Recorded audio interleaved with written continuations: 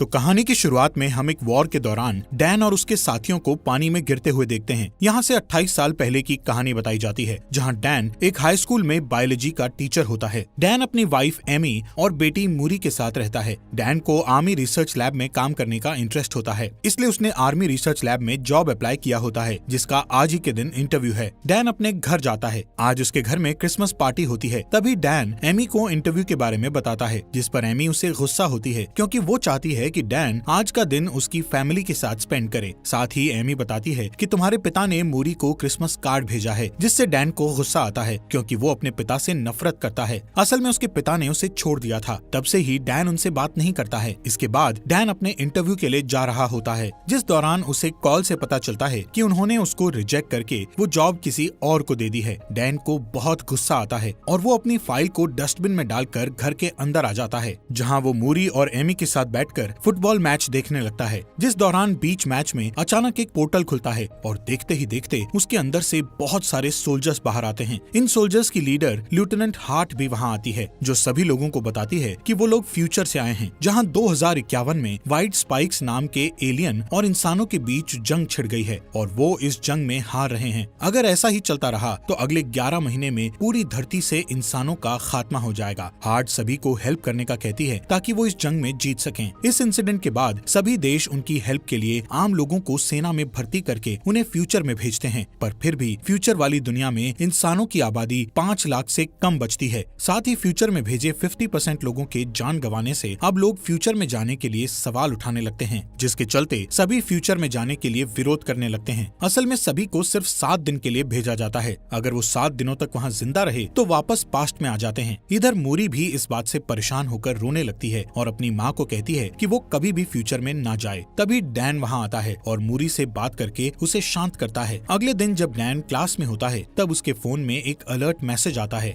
असल में डैन को जल्द से जल्द आर्मी रिसर्च सेंटर में आने का कहा जाता है। डैन जल्दी से वहाँ जाता है क्योंकि उसे लग रहा था कि उसे अब जॉब मिल जाएगी, लेकिन यहाँ आने पर सोल्जर उसके हाथ को एक मशीन में डालते हैं। तब डैन को पता चलता है कि वो लोग उसे फ्यूचर में लड़ने के लिए भेजने वाले हैं। वो डैन को ये भी बताते हैं कि उसकी 7 साल में डेथ हो जाएगी। डैन उनसे कुछ पूछ पाता तभी उसके हाथ में एक डिवाइस लगा दिया जाता है ताकि वो लोग डैन को ट्रैक कर सकें, और उसे बताया जाता है कि अगर उसने इस डिवाइस के साथ छेड़छाड़ की तो उसे जेल भी हो सकती है। अब डैन को 24 घंटे के अंदर अपने पर्सनल काम निपटाने को कहा जाता है, क्योंकि उसके बाद उसे जंग के लिए ट्रेन किया जाएगा। ये सब डैन की मर्जी के बिना हुआ था, पर अब वो कुछ नहीं कर सकता था। तभी हम एमी को देखते हैं, जो कि एक थेरेपिस्ट है और फ्यूचर से वापस आए लोगों की काउंसलिंग करती है। इसके बाद वहाँ डैन आता है और एमी को बताता है कि उसे 2051 में भेज रहे हैं। एमी जानती थी कि वहाँ से वापस आना मुश्किल है, इसलिए वो डैन को वहाँ जाने से मना करती है, जिस पर डैन बताता है कि उन्होंने मेरे हाथ पर ट्रैकर लगा दिया है, इसलिए अब चाहकर भी वो कुछ नहीं कर सकता। जिस पर एमी डैन को उसके पिता की हेल्प लेने को कहती है, क्योंकि सिर्फ उसके पिता ही उस डिवाइस को बाहर निकाल सकते हैं। इसके बाद वो अपने पिता के पास जाता है, जहाँ उसके पिता डिवाइस को निकालने के लिए तैयार हो जाते हैं, पर पुरानी बातों को याद करते हुए दोनों के बीच बहस होने लगती है। इसलिए डैन गुस्से में उस डिवाइस को निकलवाए बिना ही वहाँ से चला जाता है और एमी को बताता है कि उसे जंग लड़ने जाना ही पड़ेगा। ये जानकर एमी बहुत रोती है,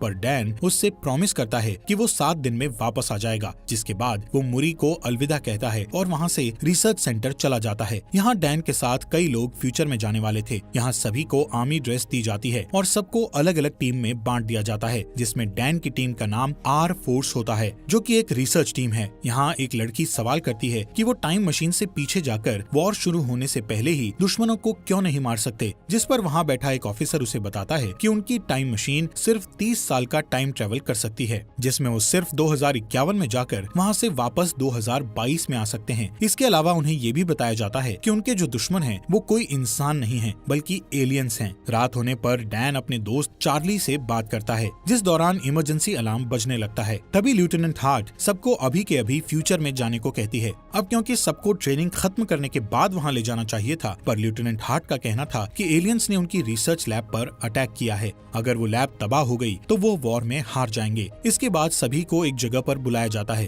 और फिर एक एक करके उन्हें फ्यूचर में भेजने लगते हैं, जिस दौरान सिस्टम में कुछ खराबी आ जाती है, जिसके कारण वो सभी जमीन पर पहुंचने की जगह आसमान में ही रह जाते हैं और फिर एक एक करके सभी नीचे गिरने लगते हैं। ये वही सीन था जो हमें कहानी की शुरुआत में दिखाया था। यहाँ डैन और कुछ लोग एक स्विमिंग पूल में गिरते हैं, जबकि बाकी के लोग जमीन पर गिरकर मर जाते हैं। यहाँ के हालात देखकर वो सभी दंग रह जाते हैं, क्योंकि हर तरफ सिर्फ एलियंस थे। इसके बाद हम फ्यूचर की दुनिया की कर्नल को देखते हैं, जो बचे हुए लोगों से कांटेक्ट करती है। वो डैन को टीम लीडर बनाते हुए कहती है कि उसे रिसर्च लैब में फंसे लोगों को बचाना होगा। डैन अपनी टीम के साथ लैब की ओर निकल जाता है। सभी लैब पहुंच जाते हैं और देखते हैं कि एलियंस ने सभी लोगों को मार दिया है। जब कर्नल को इस बारे में पता चलता है तो वो बहुत दुखी होती है और डैन को लैब में रखी हार्ड ड्राइव लाने को कहती है। इन लोगों के पास ज्यादा टाइम नहीं होता है, क्योंकि एलियंस लैब में आने वाले थे। जिसके बाद कर्नल डैन को लैब में रखी सभी बायोलॉजिकल मटेरियल भी साथ लाने को कहती है, जिस दौरान वहाँ एलियंस भी आने लगते हैं। इसलिए यहाँ की आर्मी लैब पर बॉम्ब गिराकर उसे पूरी तरह तबाह करने के लिए निकल जाती है। कर्नल बताती है कि डैन और उसके साथियों के पास सिर्फ 3 मिनट हैं, जिसके बाद लैब को ब्लास्ट कर दिया जाएगा। पर जब वो लोग लैब के बाहर जा रहे होते हैं, तभी एलियंस उन पर अटैक कर देते हैं। ये एलियंस बहुत ही ताकतवर होते हैं और उन पर गोलियों का कोई असर नहीं होता है। एलियंस के अटैक में डैन के कुछ साथी मारे जाते हैं। अब जैसे ही बचे हुए लोग लैब से बाहर आते हैं, तब वहाँ बहुत सारे एलियंस आने लगते हैं और उन लोगों का पीछा करने लगते हैं। इसी बीच वहाँ आर्मी आ जाती है, पर एलियंस उन्हें जान से मार डालते हैं। कोई रास्ता ना दिखने पर डैन और बाकी के लोग एलियंस पर शूट करने लगते हैं। थोड़ी ही देर बाद वहाँ बॉम्ब गिराया जाता है, जिससे बहुत ही बड़ा ब्लास्ट हो जाता है, जिससे सभी एलियंस मारे जाते हैं। साथ ही इस ब्लास्ट के कारण डैन के कई साथी भी मारे जाते हैं और कई घायल हो जाते हैं। अब जैसे ही डैन की आंख खुलती है तो वो एक कैंप में होता है। यहाँ पता चलता है कि ब्लास्ट में डैन के अलावा उसका दोस्त चार्ली ही बचा था। जब वो दोनों कैंप के बाहर आते हैं तो उन्हें अपनी टीम का एक आदमी और दिखता है, जिसका नाम डोरियन है। डोरियन फ्यूचर में तीसरी बार आया था, इसलिए डैन उससे पूछता है कि क्या तुम मरने से नहीं डरते हो, जिस पर डोरियन बताता है कि उसे कैंसर है और वो सिर्फ 6 महीने ही जीने वाला है, इसलिए उसे अपने तरीके से बची हुई लाइफ जीनी है और घर पर रहने से अच्छा वो लड़कर मरना चाहता है। इसी दौरान वहाँ 2 सोल्जर आते हैं जो डैन को अपने साथ आने को कहते हैं, जबकि डोरियन और चार्ली को वापस लैब वाली जगह पर जाने को कहा जाता है। डैन डोरियन से चार्ली का ध्यान रखने को कहता है, क्योंकि चार्ली बहुत डरा हुआ था और वहाँ वापस जाना नहीं चाहता था। दूसरी ओर डैन जब कर्नल से मिलता है तो उसे पता चलता है कि वो उसकी बेटी मूरी है। असल में मूरी फ्यूचर में बड़ी हो चुकी थी। डैन उसे कर्नल की पोस्ट पर देखकर बहुत ही खुश होता है और खुशी से रोने लगता है। अब जैसे ही डैन उसे हक करने वाला होता है, तब मूरी उसे रोक देती है। साथ ही उससे कहती है कि मैंने तुम्हें यहाँ पर इमोशनल होने के लिए नहीं बुलाया है, बल्कि एक खास वजह से बुलाया है। जब डैन उस वजह को पूछता है तो मूरी उसे वक्त आने पर सब कुछ बताने का कहती है। इसके बाद मूरी डैन को अंदर ले जाती है और फीमेल व्हाइट स्पाइक्स के बारे में बताती है। मूरी का कहना था कि फीमेल एलियन बहुत ताकतवर और गुस्सैल होती है, जो कि जमीन के नीचे अपना घोंसला बनाती है और एलियंस को पैदा करती है। इस फीमेल एलियंस की हिफाजत सभी मेल एलियंस करते हैं और उसकी हिफाजत में अपनी जान तक दे देते हैं। मूरी डैन को अपने साथ एक मिशन पर ले जाने का कहती है। इस मिशन में वो फीमेल एलियन को पकड़कर उसके डीएनए से एक टॉक्सिन बनाना चाहती है, जिससे सभी एलियंस को मारा जा सके। असल में सभी अब तक मेल एलियंस को मार रहे थे, लेकिन फीमेल एलियंस को मार पाना मुश्किल था। अगर फीमेल एलियंस मारी जाएं, तो फिर और एलियंस पैदा नहीं होंगे और बचे हुए एलियंस को मारकर वो दुनिया को बचा लेंगे। इसके बाद वो सभी उस जगह पर जाते हैं जहाँ फीमेल एलियंस जमीन के अंदर रहती थी। इस जगह पर जाकर मूरी डैन को ऊपर ही रहने को कहती है और वो नीचे आकर फीमेल एलियन को पकड़ने लगती है। ये एलियन बहुत ताकतवर होती है और वो अपने मेल एलियंस को आवाज लगाकर उन्हें बुलाने लगती है। कुछ ही देर बाद वहाँ बहुत सारे एलियंस आने लगते हैं। ये देखकर डैन अपनी बेटी को बचाने के लिए नीचे उतर जाता है। आखिर में उस एलियन को पकड़ लिया जाता है और फिर उसे हेलीकॉप्टर से सेंटर में भेज दिया जाता है। पर तभी वहाँ कई एलियंस आ जाते हैं, जिनके अटैक से काफी सोल्जर्स मारे जाते हैं। इधर डैन और मूरी आर्मी की एक कार में बैठ जाते हैं, जहाँ डैन कार को ड्राइव करता है और मूरी एलियंस पर शूट करती है। इसके बाद वो दोनों एक बीच पर पहुंच जाते हैं, जहाँ एक भी एलियन नहीं था। इधर मूरी डैन से गुस्सा होकर पूछती है कि वो हेलीकॉप्टर से नीचे क्यों आया, जिस पर डैन कहता है कि तुम मेरी बेटी हो और तुम्हें खतरे में देखकर मैं चुप कैसे बैठ सकता था। यहाँ मूरी डैन को बताती है कि मैं जब 12 साल की थी तब तुम मुझे और मेरी माँ को छोड़कर चले गए थे और फिर कुछ सालों बाद तुम्हारी डेथ हो गई। यही कारण था कि मूरी अभी तक डैन को देखकर खुश नहीं थी। मूरी को रोता देख डैन बहुत दुखी होता है। उसे समझ नहीं आ रहा था कि आखिर उसने पास्ट में अपनी फैमिली को क्यों छोड़ा। थोड़ी ही देर बाद वहाँ हेलीकॉप्टर आता है और समुद्र के बीच बने आर्मी सेंटर में ले जाता है। इस जगह को इतना खास बनाया गया था कि कोई भी एलियन वहाँ ना आ सके। इस जगह पर ही उस फीमेल एलियन को रखा गया था। मूरी उसका ब्लड सैंपल लेकर उसका डीएनए निकालती जाती है। डीएनए चेक करने पर उसे पता चलता है कि उसे अभी कई सैंपल लेकर हजारों टेस्ट करने होंगे, तब जाकर एक टॉक्सिन बनेगा। इस टॉक्सिन के बनने के बाद वो सभी एलियंस को आसानी से मार सकेंगे। मूरी सभी डीएनए सैंपल्स पर काम करती है, पर उसे अभी तक परफेक्ट डीएनए सैंपल नहीं मिला था। ये सैंपल सिर्फ 60% और 50% तक सीमित होते थे। मूरी पूरी रात जागकर सैंपल टेस्ट करती है, पर अभी तक उसे कोई अच्छा रिजल्ट नहीं मिलता है। इसके बाद वहाँ डैन आता है और मूरी को रेस्ट करने का कहता है। आज ही के दिन डैन को यहाँ 7 दिन हो चुके थे, इसलिए अब उसे वापस 2022 में जाना था। डैन मूरी से पूछता है कि आखिर उसने उसे यहाँ क्यों बुलाया था, जिस पर मूरी कहती है कि अगर ये टॉक्सिन बन गया तो इसे अपनी दुनिया में वापस लेकर जाना तुम्हारा काम है, क्योंकि यहाँ और टॉक्सिन बनाने में काफी वक्त लग जाएगा। पर जब तुम इसे लेकर अपनी दुनिया में जाओगे तो इसे बनाने के लिए काफी वक्त होगा। जब ये टॉक्सिन बन जाएगा तो वो अपनी दुनिया में वॉर को शुरू होने से रोक सकते हैं। इसी दौरान उन्हें एक डीएनए सैंपल टॉक्सिन 100% होते हुए दिखता है। तभी वो फीमेल एलियन जाग जाती है और जोर जोर से चिल्लाने लगती है, जिसकी आवाज सुनकर सभी मेल एलियंस वहाँ आने लगते हैं। इनकी तादाद इतनी थी कि सबको मारना मुश्किल था। एलियन बुरी तरह सोल्जर्स को मारने लगते हैं। वहीं डैन और मूरी एक साथ होते हैं, जिस दौरान मेल एलियंस उस फीमेल एलियन को आजाद कर देते हैं। अब डैन को जल्द से जल्द उस जगह पर पहुंचना है जहां से वो वापस 2022 में जाएगा, लेकिन इस जगह पर काफी एलियंस आ चुके थे। दोनों उन्हें मारते हुए आगे बढ़ते हैं कि तभी फीमेल एलियन मूरी पर अटैक करके उसे घायल कर देती है। इसके बाद डैन मूरी को लेकर आगे बढ़ता है। तब टाइम ट्रेवल मशीन ऑन हो जाती है। यहाँ मूरी डैन से माफी मांगती है और कहती है कि मैं भी तुमसे बहुत प्यार करती हूँ। डैन अपनी बेटी को भी पास्ट में ले जाना चाहता था, इसलिए वो उसके पास ही बैठ जाता है, पर तभी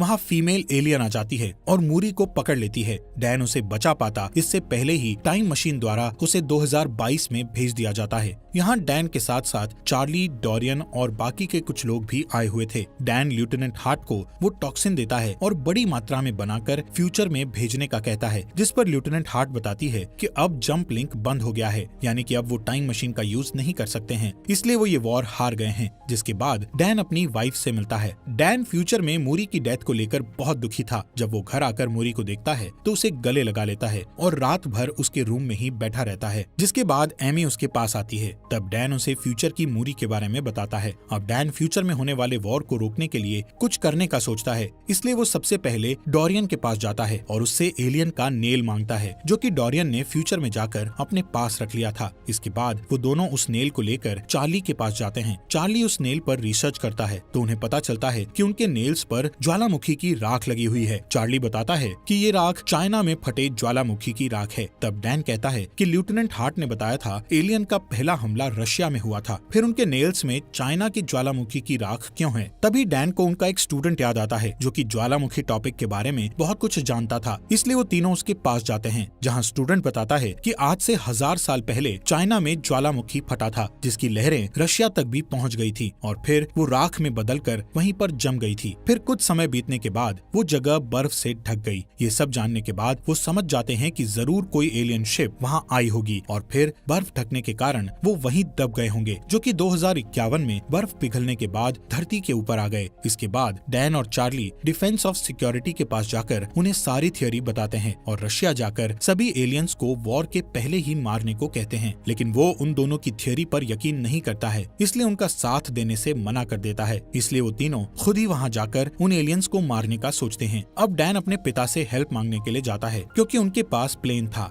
डैन अपने पिता को सारी बात बताता है और कहता है कि उसे एलियंस को मारने के लिए रशिया के ग्लेशियर आइलैंड पर जाना होगा, जिसके लिए उसे उनके प्लेन और एक पायलट की जरूरत है। डैन के पिता उसकी बात मान जाते हैं और साथ चलने के लिए रेडी हो जाते हैं। इसके अलावा डैन लेफ्टिनेंट हार्ट की मदद से बहुत सारा टॉक्सिन बनवा चुका था, जिसे लेकर वो रशिया चले जाते हैं। यहाँ डैन अपने साथ एक टीम लेकर गया हुआ था। वो सभी ग्लेशियर आइलैंड के ऊपर पहुँच जाते हैं और एक ब्लास्ट करके जमीन के नीचे जाते हैं, जहाँ उन्हें एक एलियन शिप दिखाई देती है जो कि काफी टाइम पहले क्रैश हो गई थी। वो अंदर जाकर देखते हैं तो उन्हें एलियंस की डेड बॉडीज दिखती हैं। यहाँ उन्हें पता चलता है कि कुछ एलियंस अपने आप को जिंदा रखने के लिए सो रहे हैं, जिसके बाद वो अभी टॉक्सिन से उन एलियंस को मारने लगते हैं, जिस दौरान फीमेल एलियन जाग जाती है और उन सब पर हमला कर देती है। तब डोरियन सबको शिप से बाहर जाने का कहकर शिप को ब्लास्ट करके सब कुछ खत्म करने का कहता है। इसके बाद वो सभी एलियंस एक एक करके बाहर आने लगते हैं, जिन्हें डैन के पिता शूट करके मारते हैं, लेकिन ज्यादा एलियन होने के कारण डोरियन को शिप ब्लास्ट करनी पड़ती है, जिससे डोरियन की भी डेथ हो जाती है। यहाँ सिर्फ चार्ली, डैन और उसके पिता ही बचे थे। डैन के पिता बताते हैं कि एक एलियन यहाँ से भाग गया है। अब दोनों दोनों उसे ढूंढते हैं और चालाकी से उस पर शूट करते हैं।